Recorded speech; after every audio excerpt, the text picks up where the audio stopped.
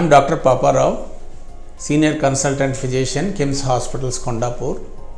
The COVID-19 wave, third wave, appears to be imminent in the wake of present scenario, because we have seen the first wave.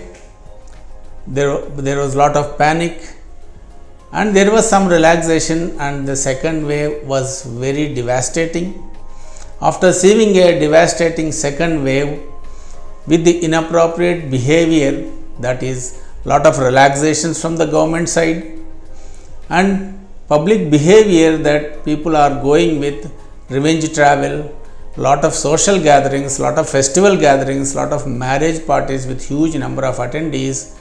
With all these things, possibly a third wave appears imminent, but we can't define when and where, how it can start, etc. However, preparedness is most important to face the third wave.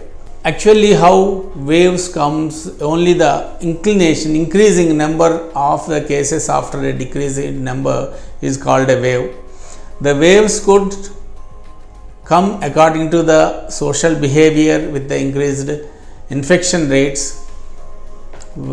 As human behavior promotes transmission of infection from person to person, the viral replication will be active.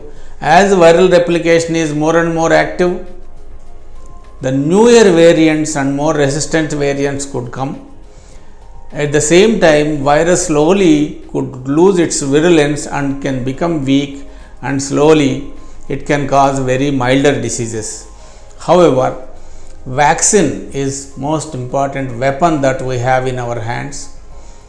Vaccine can prevent deaths and severe disease almost to the tune of 99%. Even you see in the third wave in US, 97% of hospitalizations were those who were never vaccinated. Breakthrough infections are only 3%. In India, now in the third wave, children possibly could get a little more share of the active infections because they were not vaccinated, though there is no data yet in India that only in a month and a half, both JARDS and Bharat Biotech are doing clinical studies, clinical research with the appropriateness of vaccine in the children. The data has to come maybe month and a half, 2 months. The vaccination for children also could start. However, children are more mobile people, and imposing COVID appropriate behavior is a little difficult, and they were not vaccinated. Because of these reasons, children could have a little more share of active infections, but it is unlikely that they will have severe diseases and mortality, because in the first and second wave also we have learned that though infections are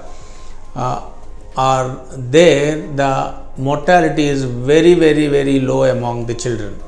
But ultimately, the human behavior here, inappropriate behavior in the form of gatherings, could lead to the second wave only. Whether it is first wave, second wave or third wave, the virus doesn't jump. We only cause transmission of virus and thus giving a room for newer variants. So, lot of research is going on appropriately, and we still wait for the proper antiviral drugs and suitable silver bullets to control the infection once it happens. However, get vaccinated. Vaccinations are wonderful drugs, wonderful modality to prevent the severe disease and severe infection. At least once 60% of whole Indian populations get vaccinated, then only the third wave could be unlikely. So in the present scenario, with only 8% of Indians vaccinated with 2 doses and 55 crores of doses were given, all put together, so it is likely that it is imminent that a third wave is a possibility.